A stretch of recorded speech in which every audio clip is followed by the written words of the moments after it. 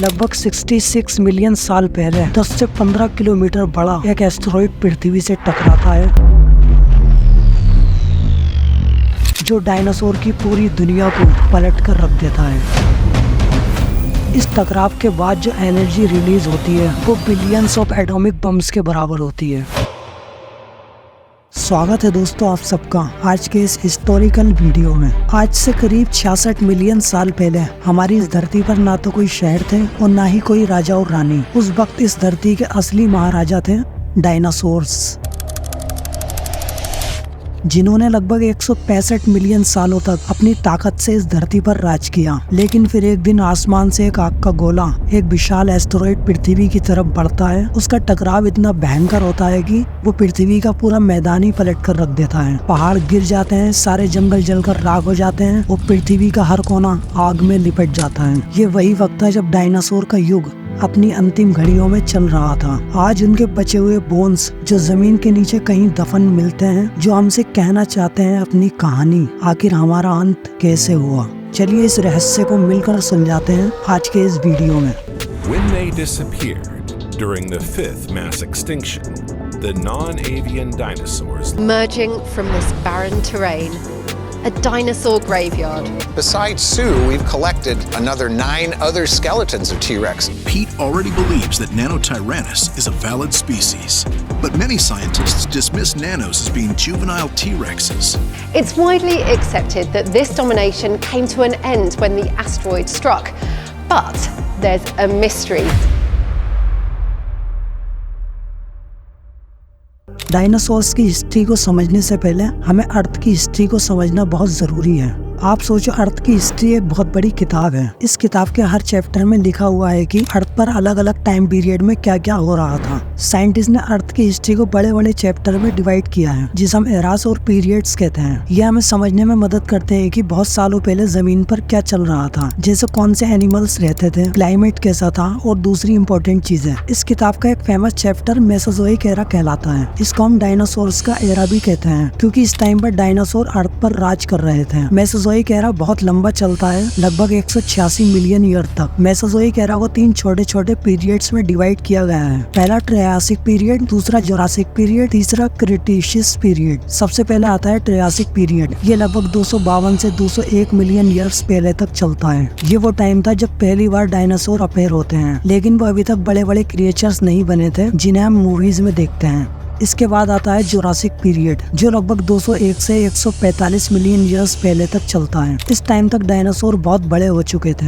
ब्रैकियोसोरस और स्टेगोसोरस जैसे famous dinosaur इसी पीरियड में जीते थे। इसी वक्त पहली बार बर्ड भी अपेयर होती हैं। इसके बाद आता है क्रिटेशियस पीरियड, जो लगभग 145 से 66 मिलियन ईयर्स पहले तक चलता है। ये मेसोजोइक एरा का आखिरी हिस्सा था। डायनासोर अभी भी राज कर रहे थे, लेकिन नए प्लांट्स और एनिमल्स भी दिखने लगते हैं। टायरानोसोरस जैसे फेमस डायनासोर इसी वक्त में जीते थे, जिसे हम टी-रेक्स के नाम से भी जानते हैं। उसका स्कल बहुत बड़ा होता था, लगभग 4.3 फीट लंबा। सबसे बड़ा टी-रेक्स स्कल, जो मैक्सिमस नाम से जाना जाता है, वो 6.6 फीट लंबा था। इसका मुंह बहुत बड़ा होता था और इसमें 60 दांत होते थे। टी-रेक्स के दांत बड़े और शार्प होते थे, जो 15 सेंटीमीटर यानी 6 इंच तक निकल सकते थे। टी-रेक्स के दांत जब टूट जाते थे, वो लगभग 250 दिन के बाद फिर दोबारा आ जाते थे। साइंटिस्ट कहते हैं कि एक बड़ा टी-रेक्स 39 फीट लंबा तक हो सकता है और इनका वजन 4000 किलो से 7000 किलो तक हो सकता है। टी-रेक्स के सबसे ज्यादा फॉसिल्स वेस्टर्न नॉर्थ अमेरिका में मिले हैं। 1980s के बाद वेस्टर्न नॉर्थ अमेरिका में टी-रेक्स के 2 दर्जन से भी ज्यादा स्पेसिमेंस मिल चुके हैं।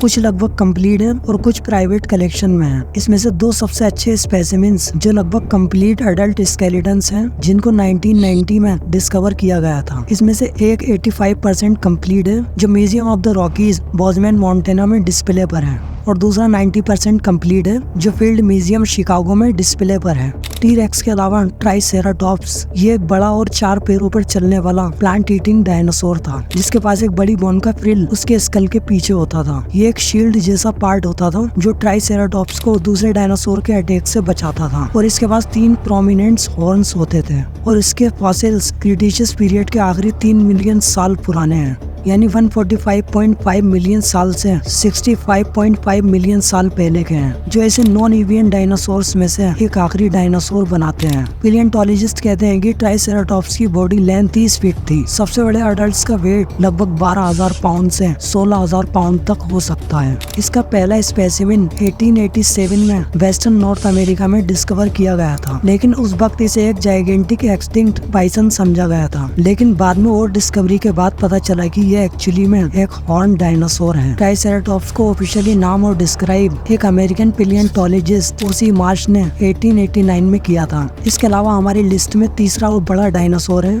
स्टेगोसॉरस। ये एक धीरे चलने वाला प्लांट ईटर डायनासोर है, जो लेट जुरासिक पीरियड में जो 159 मिलियन से 144 मिलियन साल पहले के दौरान जिंदा था। ये अपनी बोनी प्लेट्स और पावरफुल स्पाइक टेल यानी पूंछ जिसमें कांटे या नोकें निकली हुई होती थी उसके लिए जाना जाता है। जब भी कोई शिकारी जैसे एलोसोरस और सेराटोसोरस इस पर हमला करने की कोशिश करते तो स्टेगोसोरस अपनी टेल को जोर से हिलाकर उन्हें दूर रखने की कोशिश करता था। इसकी बैक पर बोनी प्लेट्स होती थी जो स्किन से एम्बेडेड थी, लेकिन स्केलेटन से अटैच नहीं थी। इसलिए जब भी फॉसिल मिलते हैं उसमें प्लेट बॉडी से अलग मिलती है। साइंटिस्ट को एक्चुअली नहीं पता कि प्लेट का यूज क्या था। एक सजेशन ये भी है कि प्लेट बॉडी के टेम्परेचर को रेगुलेट करने के लिए यूज होती थी। स्टेगोसोरस का हेड बाकी बॉडी के कंपैरिजन में काफी छोटा था और उसका ब्रेन साइज सिर्फ एक प्लम के बराबर था। स्टेगोसोरस का वजन लगभग 2000 से 3000 किलोग्राम के बीच होता था। ये डायनासोर इतना बड़ा था कि इसका साइज आज के मॉडर्न एलिफेंट से भी बड़ा था। इसके अलावा हमारा चौथा डायनासोर है ब्रैकियोसॉरस, जो लगभग 150 मिलियन से 130 मिलियन साल पहले जो लेट जुरासिक से अर्ली क्रिटेशियस पीरियड तक जिंदा था। ब्रैकियोसॉरस को उनके पूरे स्केलेटन्स के साथ सबसे बड़ा और सबसे ऊंचा डायनासोर माना जाता है। इनके पास बहुत लंबी गर्दन और रिलेटिवली छोटी टेल हुआ करती थी। इनकी लंबाई मैक्सिमम 25 मीटर के आसपास थी और उनका वजन लगभग 80 मेट्रिक टन के बराबर था। हमारी लिस्ट का 5वां डायनासोर है वेलोसिरैप्टर, जो साइज में तो ज्यादा बड़ा नहीं होता था, सिर्फ 6 फीट लंबा और वजन में 100 पाउंड से ज्यादा नहीं था। ये एक ऐसा डायनासोर था जिसके आगे के हाथ में ऐसे नाखून होते थे जो सिकल की तरह कर्व्ड और शार्प होते थे, जो उनको शिकार करने में मदद करते थे, जो 99 मिलियन से 65 मिलियन साल पहले के दौरान जिंदा थे। इन सब के अलावा एंकिलोसॉरस, डिप्लोडिकस, इग्वानोडोन, पैचिसेफलोसॉरस, स्पाइनोसॉरस, दरिजिनोसॉरस, पैरासिलोरेफिस, ये सभी डायनासोर अपने अपने जमाने के शक्तिशाली और खतरनाक डायनासोर थे, लेकिन उनका डोमिनेंस शायद एक बड़े एस्टेरॉयड के सामने कुछ भी नहीं था।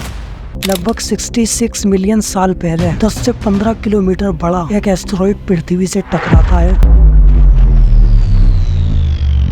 जो डायनासोर की पूरी दुनिया को पलट कर रख देता है।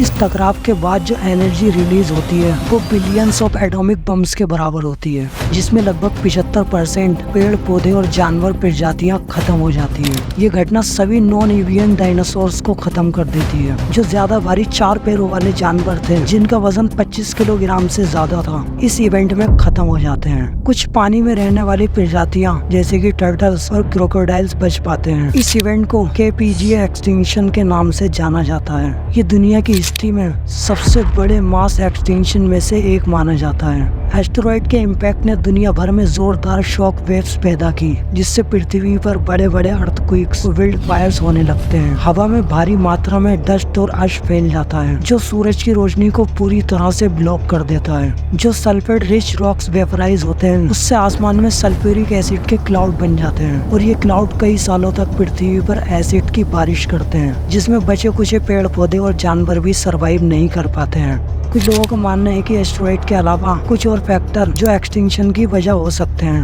वोल्केनिक इरप्शन, क्लाइमेट चेंज और सी लेवल का बदलना भी हो सकता है। लेकिन जनवरी 2020 में साइंटिस्ट ने क्लाइमेट मॉडलिंग के जरिए ये सजेस्ट किया है कि एस्टेरॉयड इम्पैक्ट ही एक्सटिंक्शन की मेन वजह थी, ना कि कोई वोल्केनिज्म। प्रोफेसर पॉल बेरेट कहते हैं कि एक एस्टेरॉयड इम्पैक्ट को ही सही सबूत के साथ समर्थन मिलता है, क्योंकि हमने क्रेटर को आइडेंटिफाई कर लिया है। ये क्रेटर मैक्सिको के कोस्ट पर जमीन के नीचे है।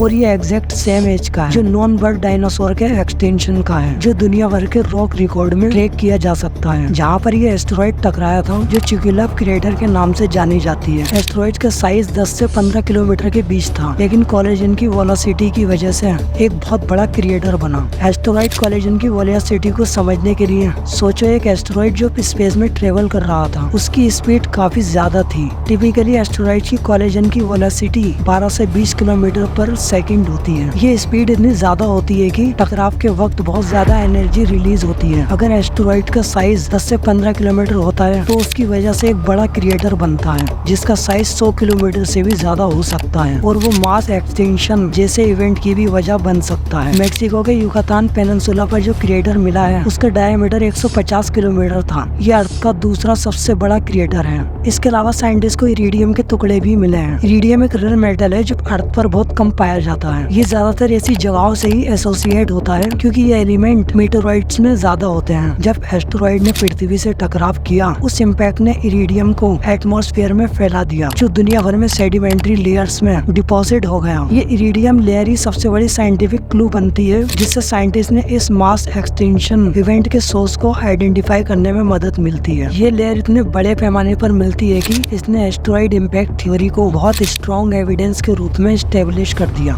इरिडियम की डिस्कवरी और चिक्सुलाप क्रेटर के एनालिसिस ने हमें ये समझने में मदद की कि ये एक्सटेंशन इवेंट कितना खतरनाक था। यहाँ पर आप सबकी राय सबसे ज्यादा जरूरी है। अगर आपके पास किसी और इंटरेस्टिंग थ्योरी के बारे में कुछ है जो आप शेयर करना चाहेंगे तो नीचे कमेंट्स में अपनी राय जरूर बताएं।